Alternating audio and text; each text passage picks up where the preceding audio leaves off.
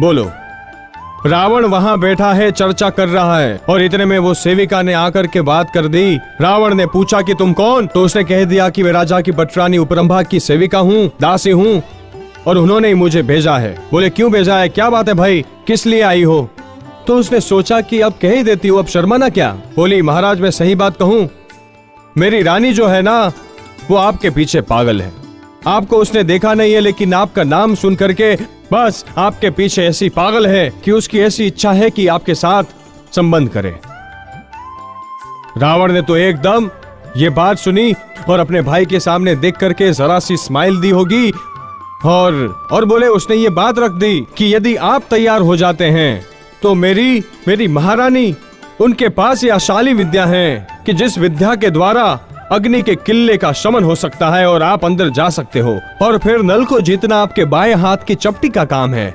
आप उसको जीत लोगे, कोई बड़ी बात नहीं है, और इस नल को उसको जीत करके आपकी बोले ख्याति और बढ़ेगी। लेकिन उसको जीतने के लिए आप बस इतना सा कर दो। अब ये बात कर दी, मतलब एक प्रकार का लॉलीपॉप। बोलो रावण तैयार हो? अपन ने सुन रखा है, आज दुनिया रावण को कहती है रावण ऐसा है, रावण वैसा है। पिछली बार भी मैंने ये बात बताई थी कि रावण के जो नीति नियम थे वो अजब गजब के थे। ये तो सीता के साथ ऐसा कुछ होना था इसलिए हुआ, बाकी रावण को तो रोष आ जाता था कि कैसी बात करती है। लेकिन उससे पीछे जो बात चल रही थी उसके बीच में दासी ने ये बात रख दी। अंदर में तो उसको बड़ा वो लग रहा था, लेकिन उसने अपने भाई के सामने देखा कि कैसे पागलों जैसी बात करती है। भाव ये था रावण का। लेकिन उसी वक्त विभीषण बड़े चालाक, और विभीषण ने एकदम उस दासी को कह दिया चल चल जा, ठीक है, हाँ कर दी विभीषण ने। दासी तो चली गई खुश होकर। बोले आप करो तैयारी, ले आओ रानी उपरंभा को, और फिर उसको भेज दिया। हाँ ठीक है। मगर जैसे ही वो दासी गई, रावण ने खबर ले ली विभीषण की। विभीषण तू ये क्या बात कर रहा है, तूने हाँ कर दी? मैंने इसलिए थोड़ी देखा था, और ये बात भी दिल से ऐसा नहीं कि बनावटी। रावण ने विभीषण को तब क्या कहा? रावण कहता है कि विभीषण, अपने राक्षस कुल के अंदर आज तक ये बना नहीं है कि शत्रुओं को पीठ और पर स्त्री को हृदय दे देना। ये कभी नहीं हुआ, ये बहुत बड़ा कलंक है, और तूने हाँ कैसे कर दी? मैं तो उसके सामने भी नहीं देखूंगा। विभीषण ने कहा कि भाई गुस्सा शांत करो, अभी अपने को बहुत जरूरत है, आप मत करना। मैं कहाँ कह रहा हूँ कि करो, ये तो राजकाज है, पॉलिटिक्स है, नीतियां, ये तो अपने को करना पड़ रहा है। यहाँ पे बैठे रहेंगे तो अपनी इज्जत का क्या, और अपने को आगे चलना है, काम करना है। बोले ये अग्नि के किले को भेदेंगे नहीं, ये आपके पास भी नहीं है इसकी विद्या, और यही बैठे रहोगे क्या? तो बोले भले उसको आने दो, वो उपरंभा आ रही है, वो आशाली दे रही है तो ले लो आप, तो वो ले करके उसके अंदर जाओ, अपना काम कर लो और उसको रवाना कर देना। रावण ने कहा तेरी बुद्धि तो बुद्धि है भैया। इसलिए तो विभीषण से ज्यादा बल तो कुंभकर्ण में था, और कुंभकर्ण से ज्यादा तो रावण बलवान थे, क्योंकि रावण के पास 1000 विद्याएं, कुंभकर्ण के पास 5 विद्या और विभीषण के पास 4 विद्या थी। जैसे कुंभकर्ण का जो रोल था वैसे ही पांडवों में भीम का रोल था। वैसे ही बड़े बलवान, दिखने में भी महान, और प्रचंड काया, देखते ही लोग डर जाते। लेकिन कुंभकर्ण में सोचने की शक्ति इतनी लंबी नहीं थी। पांडवों में देखो तो वहां भी बुद्धिशाली में युधिष्ठिर थे, बड़े भीम शक्तिशाली में थे, इधर कुंभकर्ण शक्ति में, लेकिन विभीषण बुद्धि में। यूं समझ लो कि कुंभकर्ण के पास बल था और विभीषण के पास कल था। बल और कल, ये दोनों भाइयों के पास बल और कल, ये जबरदस्त सिद्धि थी। विभीषण ने वहां कल लगाई और उसको कह दिया जा, कोई बात नहीं, ठीक है, हाँ कर दिया, मतलब वो तैयार, स्वीकृति दे दी। थोड़ी देर के अंदर उपरंभा वहां आ गई, क्योंकि ये सब विद्याधर नर नारियां थी, इनके पास विद्या शक्तियां थी। उसने जाते ही उनकी रानी को ये बात कही कि अरे वाह, रावण तो तैयार है आपकी इच्छा पूरी करने को।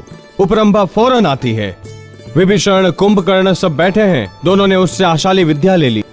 विभीषण वगैरह वहीं थे। विभीषण कुंभकर्ण सबने आशाली विद्या ले ली और आशाली विद्या लेकर और उसी वक्त उपरंभा तो उस वक्त चली गई और यहाँ रावण ने आशाली विद्या को पढ़ करके सारे अग्नि के किले को भेद करके अंदर चले गए।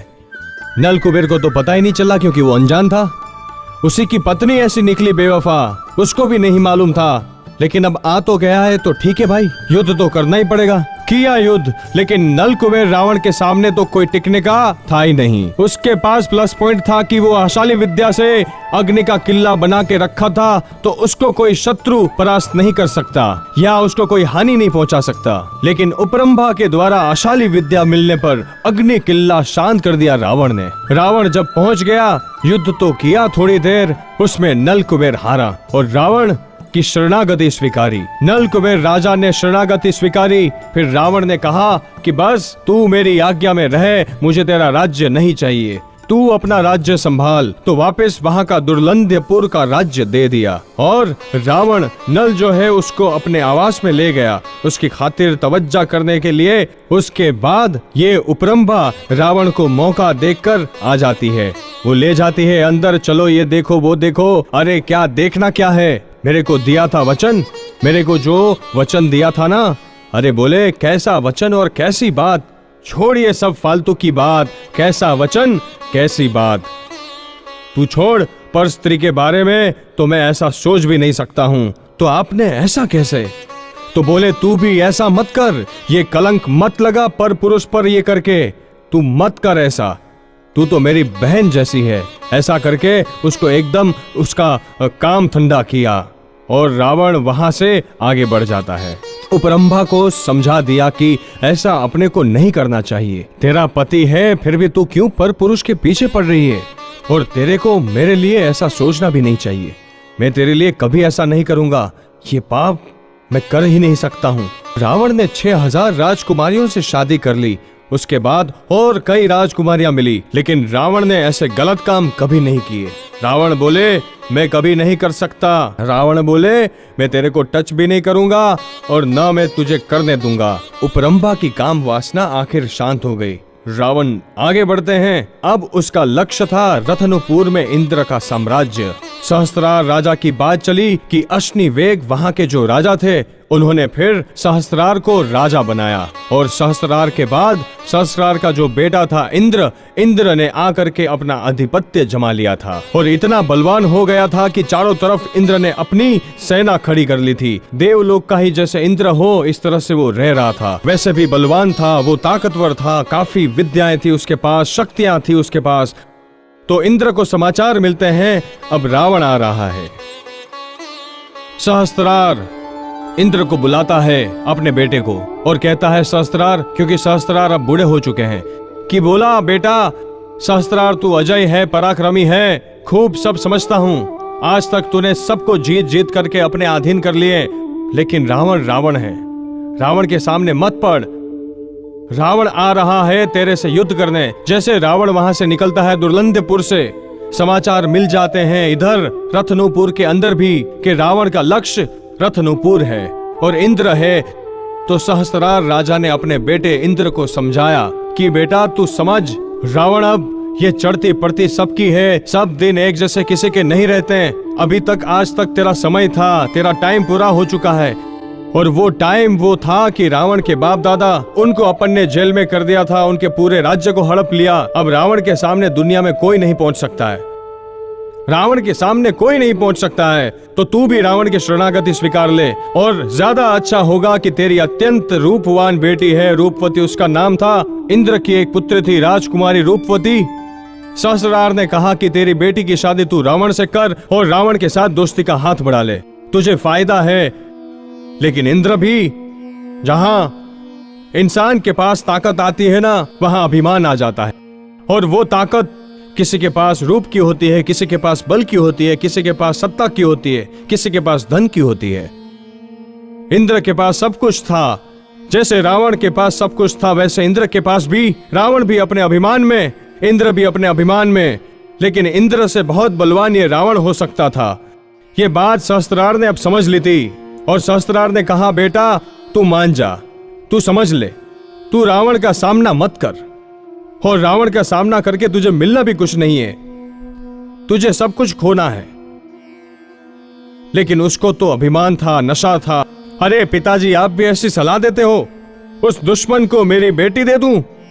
उसके अभिमान का मैं चूरा कर दूंगा। वो सबको जीता होगा, मुझे नहीं जीत सकता। मैं अभी उसको 1 मिनट में सब काम तमाम कर दूंगा। आने तो दो उसको।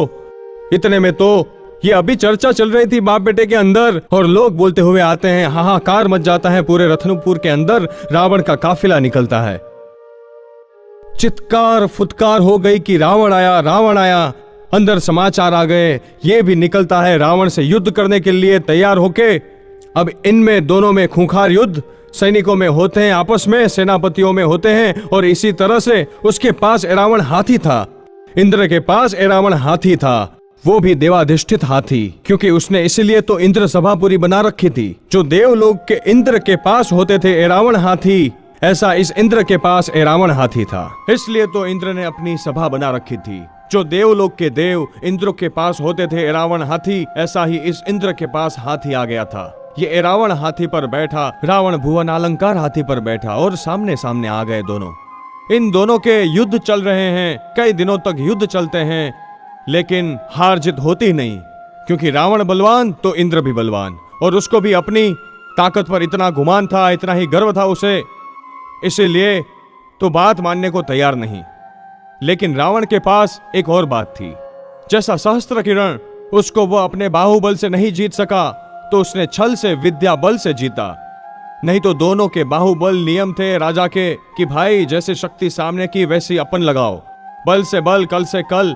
लेकिन उसने छल से जीता था, और रावण ने स्वीकार भी कर लिया था कि मैंने तुझे छल से जीता है, बल से तो मैं तुझे जीत ही नहीं सका। और इसीलिए रावण में एक ये भी थी गुण दृष्टि कि उसने उसकी कद्र भी की कि वाकई में सहस्त्र किरण तू बहुत बलवान राजा है, पराक्रमी राजा है।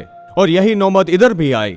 लेकिन इंद्र तो इसका कट्टर दुश्मन था, क्योंकि इंद्र ने ही इसकी लंका की राजधानी छीनी थी, इसके बाप दादाओं को परेशान किया था। पूरे उस वक्त तो रावण का दुश्मन पूरी दुनिया में इंद्र था। रावण को तो बैर लेना था, बदला लेना था इंद्र से। तो दोनों के सामने युद्ध चल रहे हैं, और युद्ध में रावण की जीत दिख नहीं रही है रावण को। विभीषण पास में आए, फिर रावण का भाई विभीषण पास में बैठा उसके। रावण ने विभीषण की तरफ देखा कि भाई अब क्या करें। विभीषण ने फिर सलाह दी। देखो विभीषण, रामायण में विभीषण का रोल एक अलग ही है, ऐसी सलाह उसने उस वक्त दी। बोले भाई इस तरह से तो बरसों निकल जाएंगे, नहीं जीत पाओगे। तो बोले मैं क्या करूं? तो बोले छलांग लगाओ, अपने हाथी को छोड़ो, उसके हाथी पर बैठ जाओ और पकड़ लो उसको कि वो आपके ऊपर अस्त्र छोड़े, उससे पहले आप कूद करके उसके हाथी पर बैठो और उसके हाथी के महावत को मारो, उसके बाद उसका काम तमाम। हाँ बात सही है तेरी। बस ये छल से काम लिया। रावण ने जैसे ही वो पास में आए, छलांग लगा करके उसके हाथी पर, और उसी वक्त तलवार से उसको जो महावत था उसका सर उड़ाया पहले, ताकि वो हाथी तो चला नहीं सके। पहले तो इन दोनों के हाथी लड़े, हाथी के बाद ये दोनों लड़ रहे हैं, लेकिन हार जीत हो ही नहीं रही है। करे क्या? विभीषण ने ये सलाह दी, रावण ने छलांग लगाई और हाथी के उसके रावण हाथी के महावत को मारा। और उसी वक्त बोलते हैं ना, जब हाथी का वो महावत मर गया तो हाथी चलाए कौन, हाथी चले कैसे, उसे घुमाए कौन, क्या करे? जैसे रथ का सारथी चले जाए तो रथ में बैठने वाला भी लड़े कैसे? बस इंद्र वही एकदम ठंडा हो गया, और उसी वक्त उसने इंद्र को बांध लिया।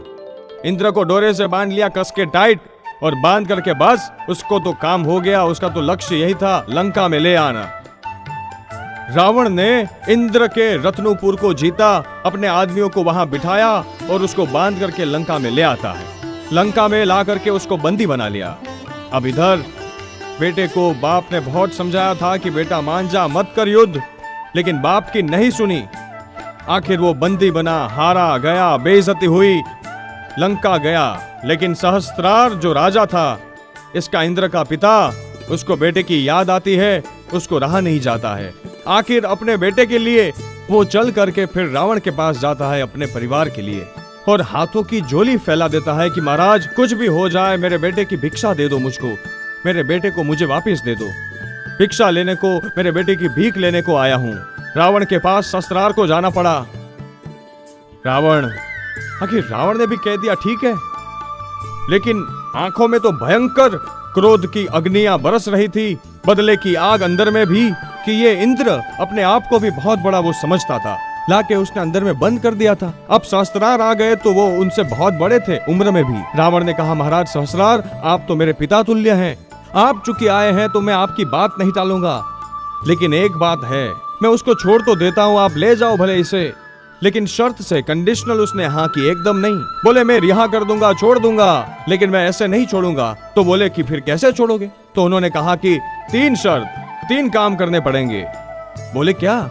तो बोले मैं इसको अभी छोड़ देता हूं, लेकिन ये इंद्र को अपने ये जितने भी चमचे थे ना, ये लोकपाल यम जितने भी उसने बना रखे थे, इन सबको लेकर के रोज सुबह आकर के यहां पर मेरी लंका के अंदर झाड़ू निकालना पड़ेगा, झाड़ू निकालना पड़ेगा। दूसरा तो कि झाड़ू निकालने के बाद जल का छिड़काव करने का, और तीसरा तो कि बगीचे में ऐसे फूल चूंट करके हमारे पूरी लंका के जितने भी जीन मंदिर हैं, उन मंदिर में भगवान की पूजा के लिए फूल पहुंचाने का है। ये काम उन्हें रोज सुबह आके करना पड़ेगा। अब क्या करें, मरता क्या नहीं करता, उसको तो बेटा चाहिए, सहस्त्रार को तो। अब इंद्र ने भी खूब बादशाही तो भोग ली थी, लेकिन मैं कितनी भोगूं? यही रामायण सिखाती है कि तुम कितने ही ऊपर चढ़ो, लेकिन एक दिन नीचे, एक दिन तो नीचे ही आना है। इसलिए तो मत गुरूर करो, मत गर्व करो, न धन का, ना पद का, न रूप का, ना बल का, ना सत्ता का, ना समृद्धि का, किसी का भी नहीं रहा। इंद्र की इतनी बड़ी फजेती हो गई, बंदी बनाया, छोड़ा तो भी शर्त पर, और जो व्यक्ति शिखर पर चढ़ा हो उसको तलेटी में आना पड़े। जिसने इतना बड़ा अपना माया जाल फैलाया हो, इतनी बड़ी तामझाम लगा दी हो, उसको वहां लंका में झाड़ू लगाना पड़े, भंगी जैसा काम स्वीपर का, कितनी बड़ी बात। ये उसकी कितनी बड़ी बेइज्जती। जल का छिड़काव और माली का काम, फूल चूंट कर लाए और मंदिरों में वो पहुंचाए, तब मैं छोड़ूंगा। सहस्त्रार को हाँ करना पड़े कि ठीक है भाई, करेंगे। ले लिया उसको, ले गए घर। सहस्त्रार ने कहा कि मैंने तेरे को कितना समझाया था, तू नहीं माना। अकड़ किसी की नहीं रहती, तू अकड़ में रहा, तूने मेरी नहीं सुनी, मेरी नहीं मानी, आज ये हालत हो गई तेरी। अब इंद्र की तो ऐसी हालत हो गई कि क्या करूं, उसको तो चैन नहीं पड़ रही है। उतने में उस वक्त, उस पीरियड में, उस रत्नपुर नगर के अंदर कोई ज्ञानी गुरु भगवंत पधारते हैं। ज्ञानी गुरु भगवंत आते हैं और वो ज्ञानी गुरु भगवंत की देशना सुनने के लिए सहस्त्रार राजा, इंद्र तथा पूरे नगर के लोग जाते हैं। और वो गए, उनकी देशना सुन करके जब वापस घर लौटते हैं, लेकिन इंद्र को लगा कि ये कोई ज्ञानी गुरु है, इनसे मेरे बारे में पूछो तो सही। और नौकार के पिछले रविवार की सुबह के प्रवचन में मैंने कहा था कि इंसान दुनिया में सब भटकने के बाद हमारे पास आएंगे कि महाराज साहब क्या करें, बहुत परेशान हो रहे हैं, लेकिन हम क्या कहेंगे, हम तो ये सब करते नहीं है।